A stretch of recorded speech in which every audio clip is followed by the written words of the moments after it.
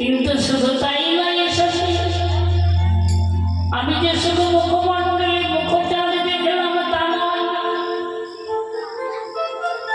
একই সঙ্গে কি দেখলাম জানিস? সবাই দেখে একে চন্দ্র, আমি কি দেখলাম জানি? বলল কি দেখলি সখী? ললিতা বল কি দেখেছিস? তোর বধুর মুখমণ্ডল শারদীয় চন্দ্রকে জয় করেছে, সেটা একটা গেল। আর কি দেখেছিস? বললো কি দেখেছি জানি? আর কি দেখেছি সখী জানি?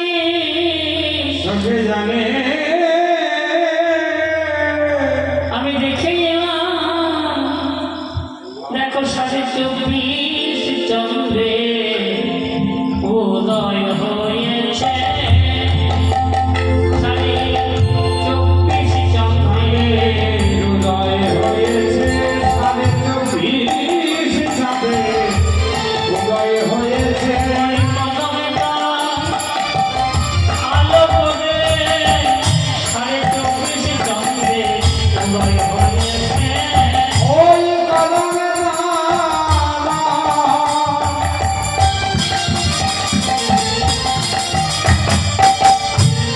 উদয় হয়ে 24 চাঁদে উদয় হয়েছে।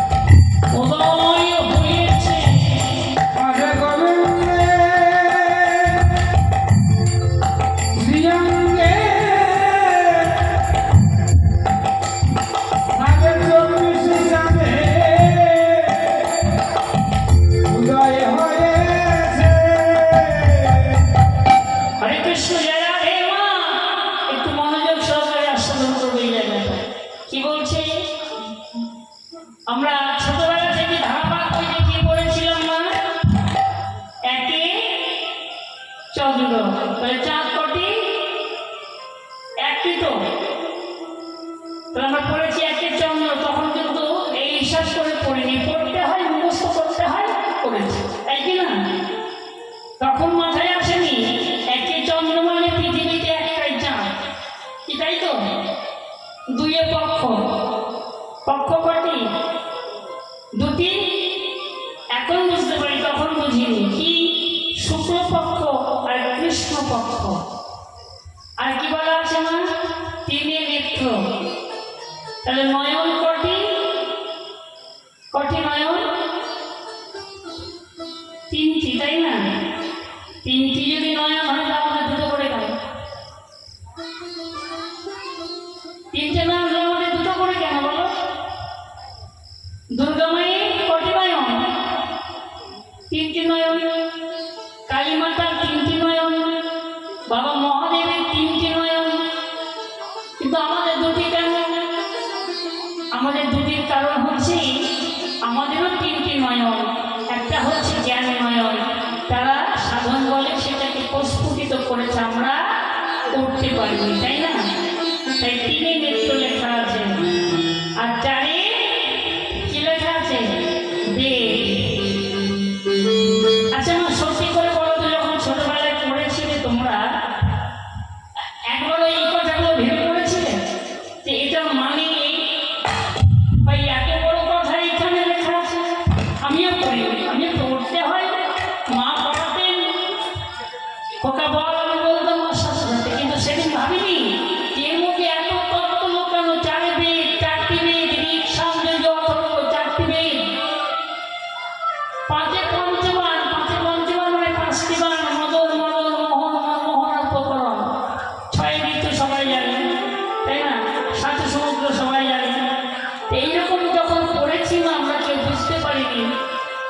প্রথম করেছিলাম একে চন্দ্র, চাঁদ পৃথিবীতে একটাই। কিন্তু রাধারানী বললেন কান্নাই সখী, আমি বিহারী বৃন্দাবনে কদম তলায় যমুনারী কুলে দেখলাম 24.5টা চাঁদ।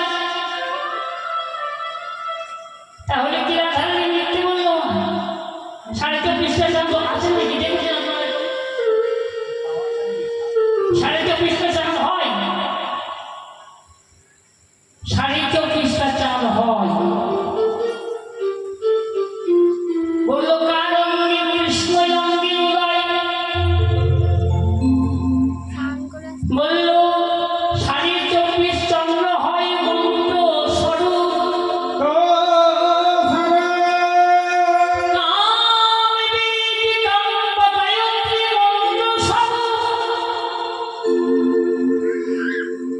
24.5 চন্দ্র গায়ত্রী মন্ত্র, এই মন্ত্র সাধনা করলে কৃষ্ণ প্রাপ্তি হয় না। তাহলে 24.5টা চন্দ্র কৃষ্ণের কোন কোন অঙ্গে দেখেছে রাধারানী? বলল সখী রে, ওমা গোবিন্দের হাতে কটি আঙুল ছিল? 2 হাতে কটি আঙুল?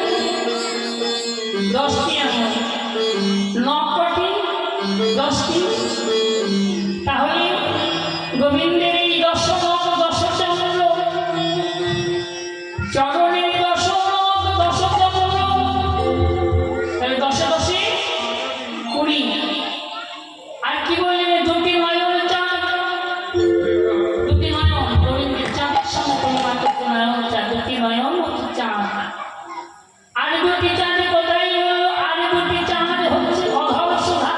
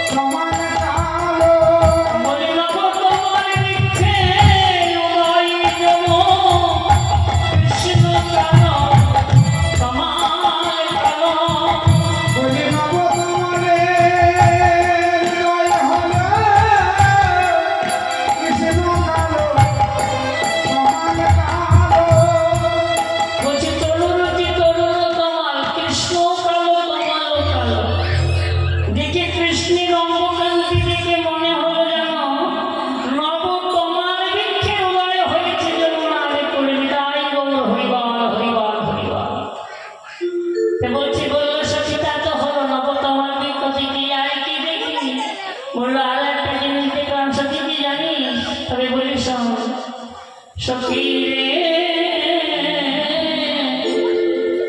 চুরোহি ময়ূর চুরোহি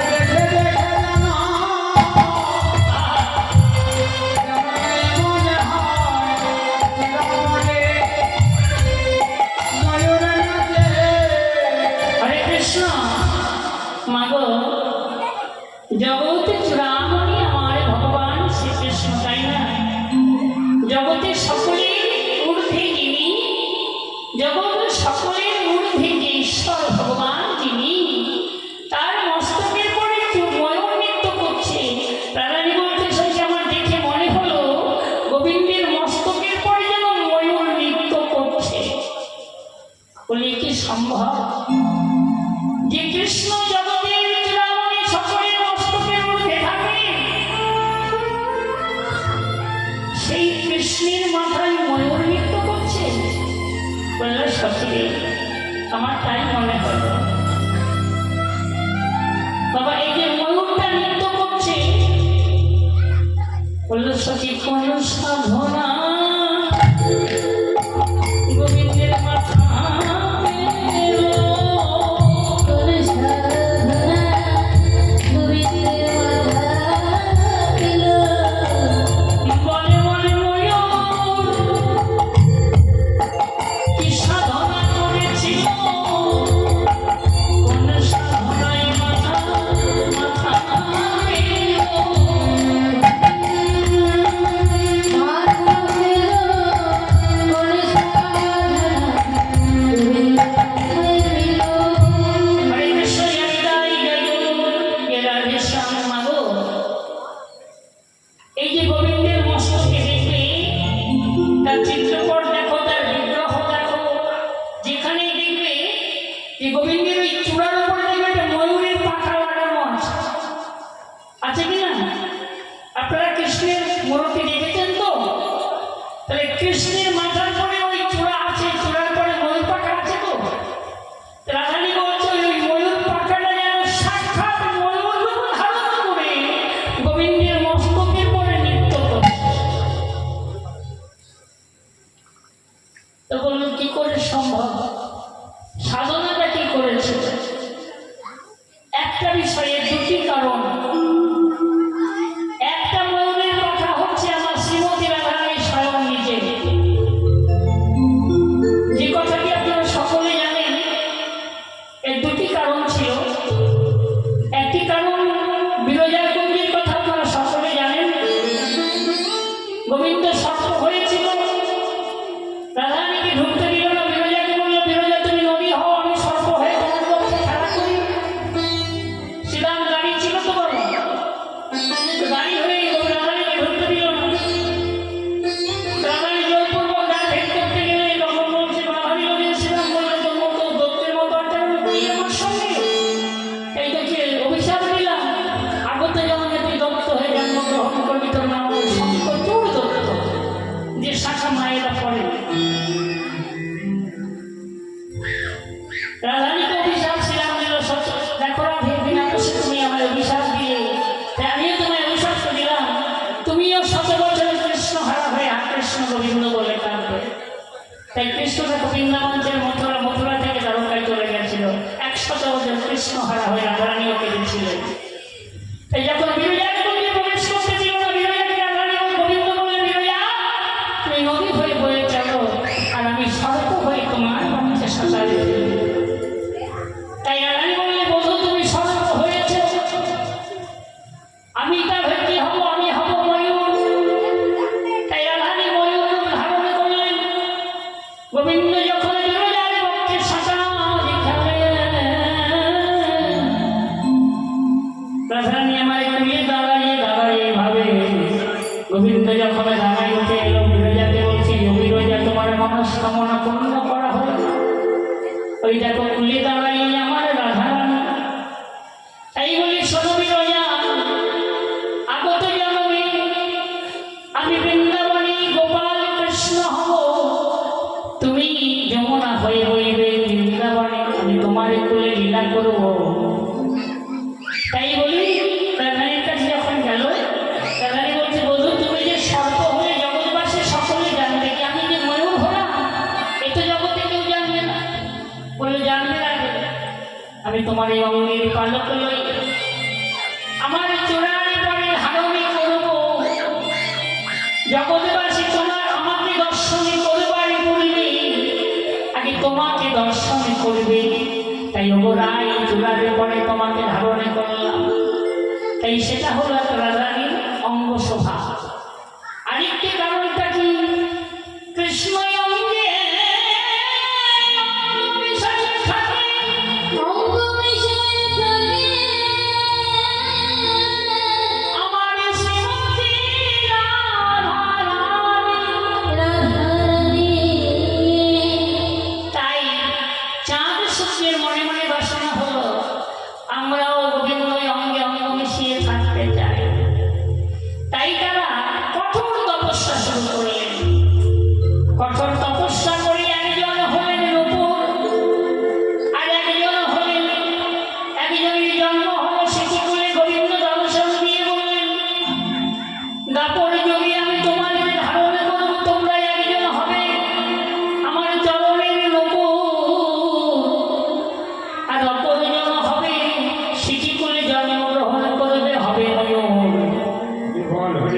আমি কি করবো জানো আমি জন্মের চরণে রাখবো যে চরণে যে উপর হবে সে যমুনার রবে রবে আমি খেলিবার ছলে যখন যমুনায় নামিব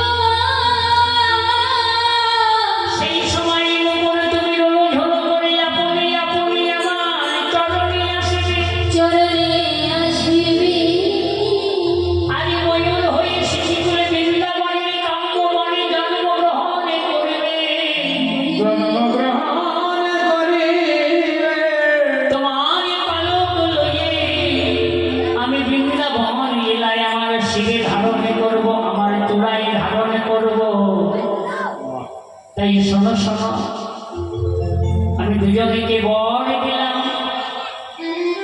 কেবলমাত্র কৃষ্ণ অবতারে তোমাদের করিব ভালো অন্য অবতারে আমি করিব বর্জন করিব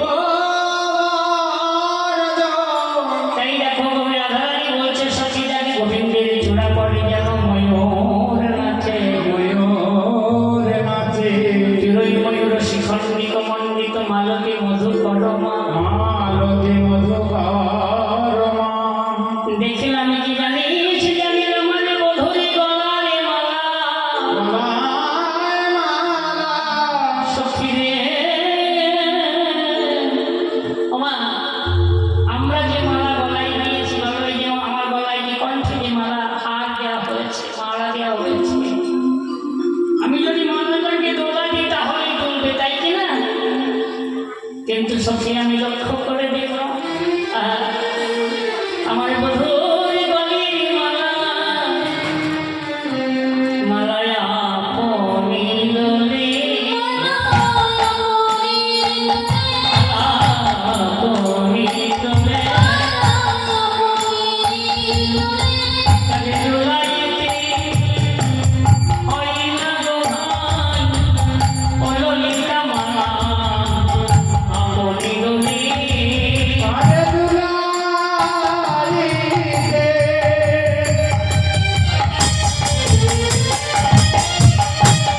হয় মালায় আপনি দুলে আমার মধুর গলি ফুলের মালা আপনি দোলে আমার মধুর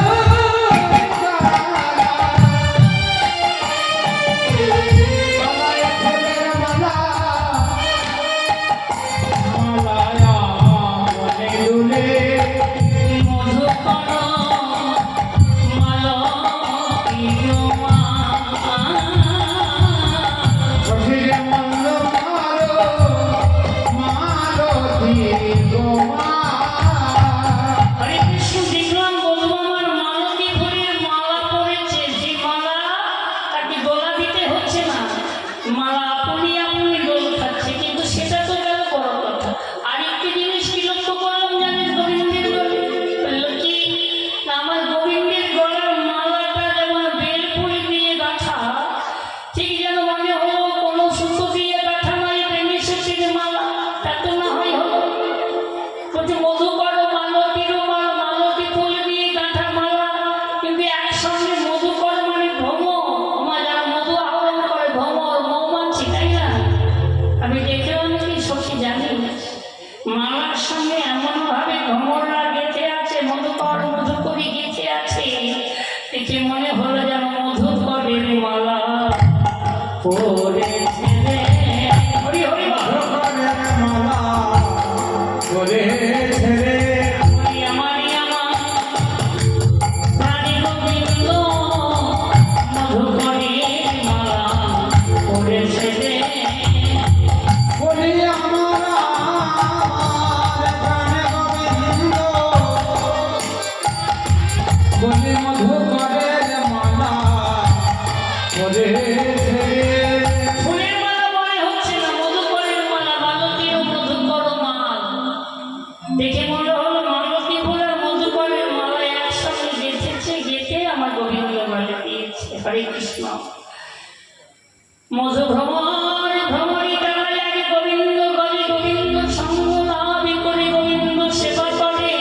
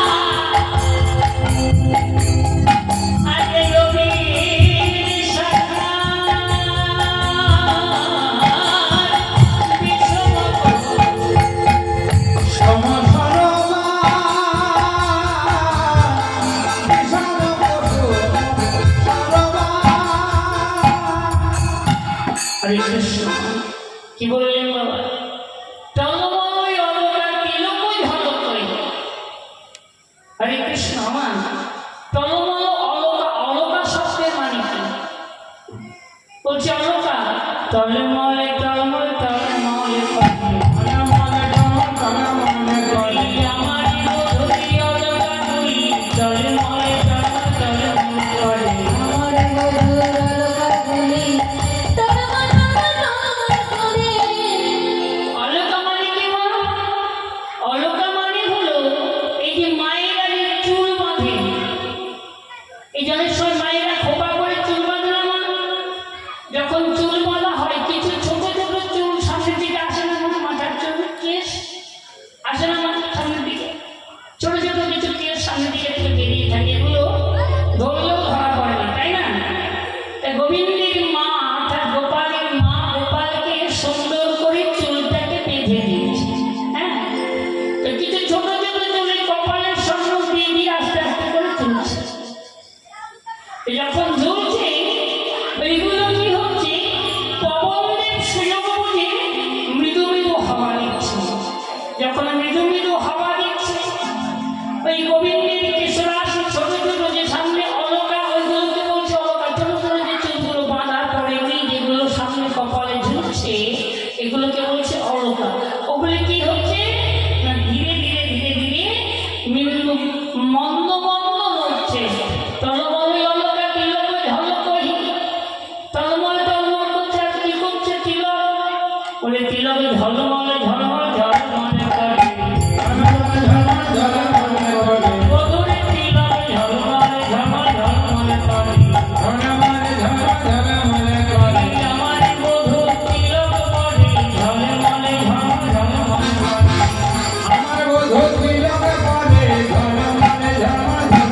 করে টলময় অলকা তিলক ঝলকই বলছে আমার বধূ তিলক পরে বসে আছে তিলক আর তিলক ভাষা দুটি প্রায় শুনতে একই রকম কি বলছে তিলক তিলক মানে স্বর্গ মুক্ত পাতাল তিলক আর তিলক তিলক শব্দের অর্থ হচ্ছে এই যে আমরা স্বরূপটাকে করেছি এটা হচ্ছে তিলক তাই তো মা এই বলছে সত্যি আমার মধ্যে যে তিলকটা পড়েছে সেই তিলকটা ঝলমলে ঝলমলে ঝলমলে করে আর কি বললেন মা এই সুন্দর রূপে আরেকটি কাজ করলেন বলে আরেকটি আর কি হয়েছে কুলবতী বরত বিমোচন লোচন বিষম কুসুম সরমা কুলবতীগণ যদি আমার গোবিন্দের যে জোড়া ভৌরোদয় রয়েছে আমার গোবিন্দের যে জোড়া ভৌর আমাদের ভৌরটা মাঝখানে কাটা তাই না কিন্তু আমার গোবিন্দের ভৌর যুগল মানে দুটো ভৌর জোড়া দেওয়া দুটো ভৌর জোড়া দেওয়া হলে কেমন দেখায় ধমকের মতো দেখায় না তাই বলছে ভাগবতী ধনুয়া ধোনা আমার বধূর এই জোড়া ভৌর যেন কমানের কামে কেবা করিল নিরমান ওই ভুল যুগলে বলছে ওই কামানের কাম দিয়ে যদি কোনো রমণীর বদলে একবার চাই যদি কোনো রমণীর পানে একবারই গোবিন্দ তাকাই নয়নে কটাক্ষমান যদি তাতে বলি শান করে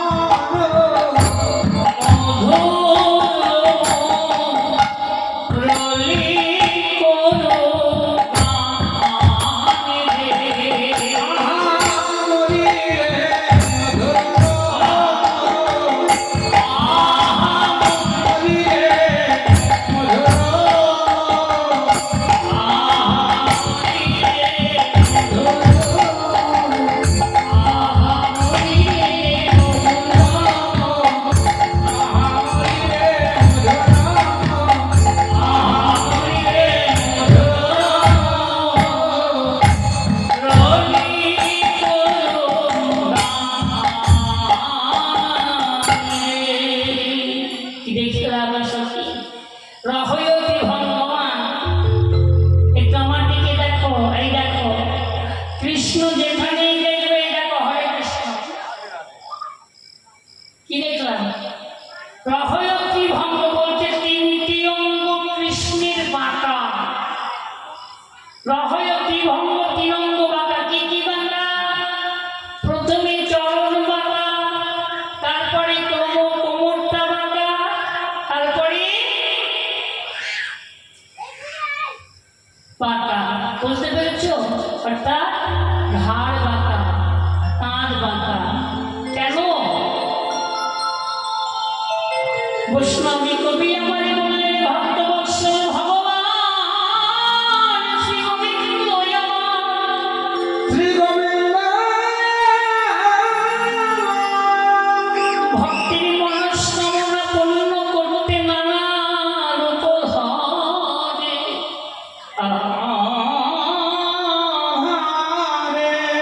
ভক্তির মনস্কামনা পুরাইতে গোবিন্দ আমার নানা রূপ ধরে। নানা গোবিন্দের তিনটি অঙ্গ বাঁকা মা কেন জানো? এই তিনটি অঙ্গ গোবিন্দের বাঁকা হলো কেন?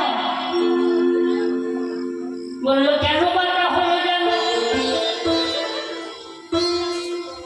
প্রথমে বলি চরণে কেন বাঁকা? ভক্তের ডাকে সাড়া দিতে,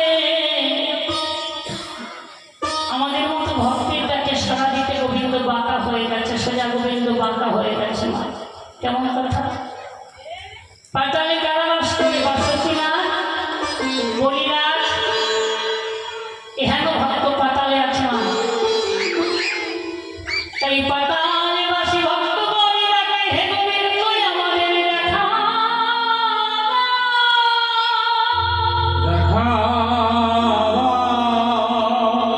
পাতালের ভক্ত বলিরাজে সাড়া দিতে আমার গোবিন্দের চরণ দুটি বাঁকা। চরণে দুটি বাঁকা। কোমর কেন বাঁকা? মা মর্তবাসী ভক্তগণে ডাকে হে গোবিন্দ আমাদের সাড়া দাও। মর্তের ভক্তের ডাকে সাড়া দিতে গোবিন্দের আমার কোমর বাঁকা। তাহলে ঘাড় কেন বাঁকা হলো? কাঁধটা কেন বাঁকা? অন্তর উপর দিকে চেয়ার দেখবেন বাঁশি নিয়ে এরকম ভাবে ধরে, এরকম উনি কিন্তু সোজা ব্যাপার নিয়ে এইরকম যেখানে দেখবেন এরকম। কেন? ঊর্ধ্ব নয়ন। এই ঊর্ধ্ব নয়নের কারণ কি? শরীরের দেবতা নয়, হে গোবিন্দ আমাদের দেখা দাও।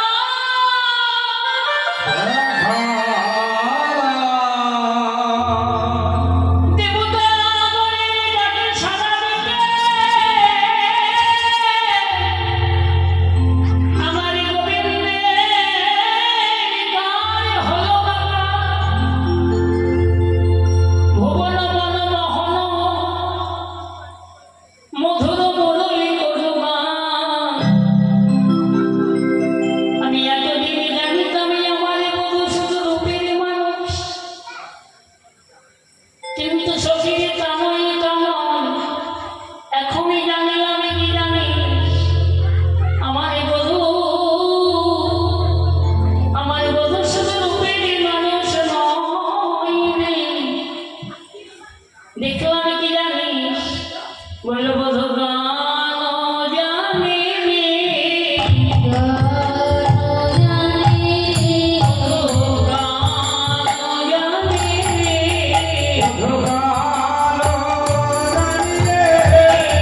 রূপের মানুষ নয় রে সখী, বধূ গান জানে রে।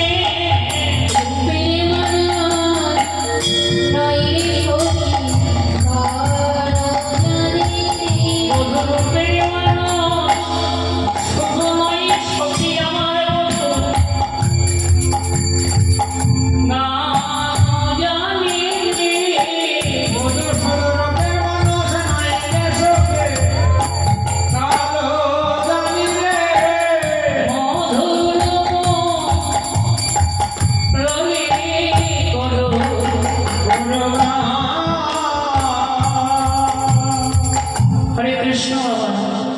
গোবিন্দ বাঁশি বাজায়, বাঁশি বাজায়, বাঁশি বাজিয়ে কাকে ডাকে না শ্রীমতী রাধারানীকে ডাকে। বেনু বাজিয়ে কাকে ডাকে? বাঁশি, বেনু আর মুরলী বাবা তিনটে ভাগ। তিনজনের জন্মস্থান তিন জায়গায়, তিনজনের কর্ম তিন রকম। আমরা গোবিন্দের হস্তে দেখি বাঁশি, বেনু, মুরলী। বাঁশি ডাকে, বাঁশি বাজিয়ে ডাকে রাধারানীকে, বেনু বাজিয়ে ডাকে ধেনুবনকে, আর মুরলী বাজায় কামবীজ কাম গায়ত্রী জপ করতে। তাই বেনু তিন ছিদ্র, তিনটি ছিদ্র বেনু যা দিয়ে ধেনুকে ডাকে।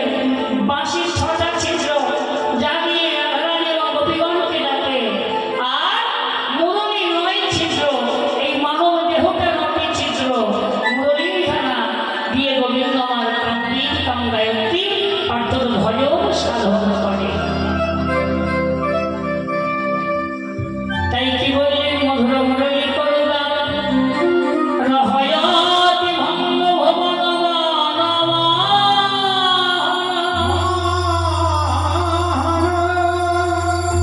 মধুর মুরলী করুণা যছুয়া মদে মদে মদ মদ মন্থর ভনতই গোবিন্দ। অনতহি গোবিন্দ। কি বললি? ওমা, তোমাদের সকলের ঘরে স্বামী আছে তাই না? আচ্ছা বলো